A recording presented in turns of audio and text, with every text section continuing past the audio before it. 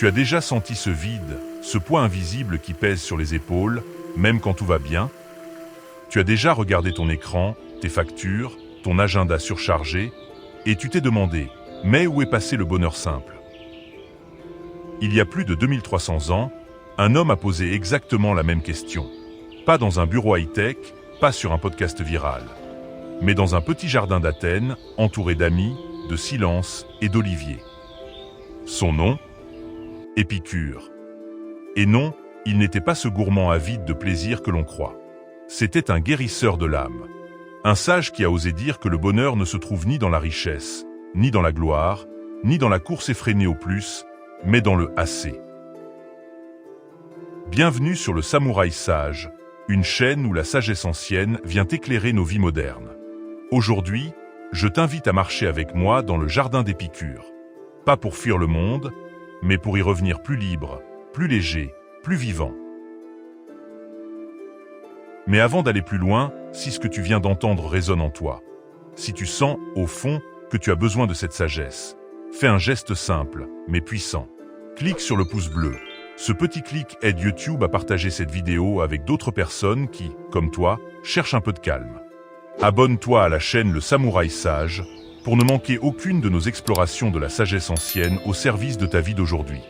Et si tu le sens, partage cette vidéo à quelqu'un qui court trop, qui pense trop, qui oublie de respirer. Parce que la philosophie, ce n'est pas fait pour rester dans les livres, c'est fait pour te libérer.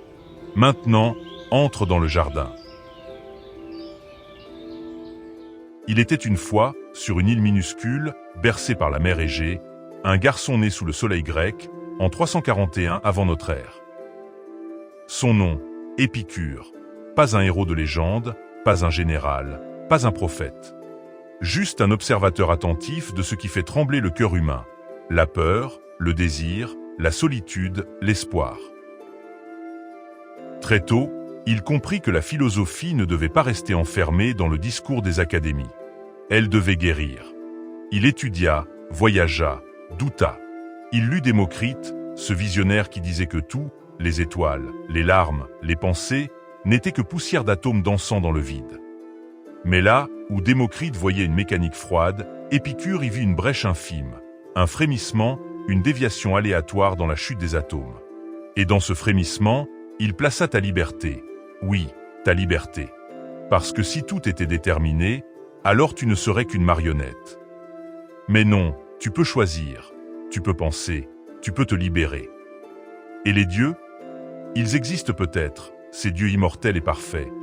Mais ils vivent dans un éther paisible, indifférent à tes peines, à tes prières, à tes guerres. Cette idée fut une libération. Plus besoin de trembler devant un ciel vengeur. Plus besoin de craindre un châtiment après la mort. Car la mort, Épicure te le murmure doucement, n'est rien pour toi. Quand nous sommes, la mort n'est pas. Quand la mort est, nous ne sommes plus. Alors pourquoi la laisser voler tes jours? À 35 ans, il revient à Athènes. Mais au lieu d'ouvrir une école dans le marbre froid d'un portique, il achète une maison, modeste, entourée d'un jardin. Et là, il fonda non pas une doctrine, mais une manière de vivre, le jardin. Pas de chair, pas de hiérarchie. Des hommes, des femmes, oui, des femmes, scandaleux à l'époque, des esclaves affranchis, des poètes, des artisans, tous réunis, non pour briller, mais pour respirer. Car pour Épicure, la philosophie n'était pas un jeu d'esprit. C'était un remède contre l'angoisse qui te serre la poitrine quand tu regardes ton compte en banque, contre le vide qui grandit quand tu défiles sans fin, contre cette faim insatiable qui te pousse à toujours vouloir plus d'abonnements, plus de likes, plus de choses. Il te propose autre chose, il te demande « Qu'est-ce qui est vraiment nécessaire ? Boire quand tu as soif ? Manger quand tu as faim ? Te sentir en sécurité ? Aimer ? Être aimé ? Voilà, les désirs naturels et nécessaires. Un bon vin, un lit douillet ? Naturel, mais non nécessaire. Tu peux les goûter, sans t'y attacher. Mais la richesse infinie, la célébrité, le pouvoir, ce sont des mirages. Des désirs vains qui ne nourrissent pas, ils dévorent. Le vrai plaisir, pour Épicure, ce n'est pas l'ivresse du festin. C'est l'absence de trouble. C'est la paix, l'ataraxie. C'est ce moment où tu t'assois, seul ou avec un ami, avec un morceau de pain et un verre d'eau fraîche, et tu dis en toi-même « Je n'ai besoin de rien de plus ». Et l'amitié? Ah, l'amitié. Pour lui, c'était le joyau. De tous les biens que la sagesse procure, pour le bonheur de toute une vie, aucun n'est plus grand que l'amitié. Dans le jardin, on ne parlait pas pour impressionner, mais pour écouter, pour partager. On se tenait compagnie dans le silence, comme deux arbres dont les racines se touchent sous terre. 2300 ans ont passé. Les colonnes d'Athènes sont en ruine. Mais le jardin d'Épicure, il existe encore. Il est dans ce café où tu éteins ton téléphone pour savourer ton café. Vraiment. Il est dans cette promenade matinale sans but, où tu marches sans penser à demain. Il est dans ce dîner partagé, sans écran, juste des salutations, des rires, des silences complices. Il est dans le minimalisme qui te libère de l'encombrement. Dans la thérapie qui t'apprend à distinguer ce que tu veux de ce dont tu as besoin. Dans le slow life qui te rappelle, tu n'es pas là pour produire, tu es là pour vivre. Et aujourd'hui, plus que jamais, tu en as besoin. Parce que le monde te crie sans cesse. Manque, manque, manque. Achète, accélère, compare-toi, brille. Mais Épicure te murmure doucement depuis son jardin. Arrête, respire, regarde ce que tu as. C'est peut-être déjà tout. En conclusion, Épicure ne t'invite pas à fuir le monde. Il ne te demande pas de devenir moine, ermite ou minimaliste extrême. Il te tend simplement une main depuis son jardin d'Athènes et te murmure. Arrête de chercher le bonheur là où il ne peut pas être.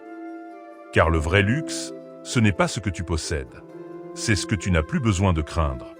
C'est ce que tu n'as plus besoin de désirer. C'est ce moment, simple, silencieux. Alors, imagine ton propre jardin. Pas forcément un lopin de terre, mais un espace intérieur. Un rituel, un moment où tu poses la question épicurienne. Qu'est-ce qui est vraiment nécessaire à ma paix? Et tu verras, souvent, c'est très peu. Un toit, de l'eau fraîche, quelqu'un à qui dire « je suis là ». C'est cela, le luxe véritable. Si cette histoire t'a touché, si elle a résonné en toi comme une cloche lointaine rappelant une vérité oubliée, alors ne la laisse pas s'éteindre. Clique sur le pouce bleu. Ce petit geste soutient cette chaîne et permet à d'autres âmes en quête de sérénité de la découvrir. Abonne-toi à la chaîne Le Samouraï Sage pour ne manquer aucune de nos promenades philosophiques. Partage cette vidéo à celui ou celle qui court trop, qui possède trop, qui souffre trop, peut-être toi-même. Parce que la sagesse ne vit que si elle circule, comme l'eau fraîche dans une coupe partagée, sous l'ombre bienveillante d'un olivier. Et surtout, laisse un commentaire.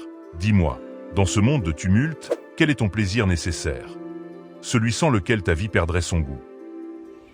En attendant, reste stoïque, reste zen, et surtout reste une bonne personne. Je suis le Samouraï Sage, je te dis à très bientôt.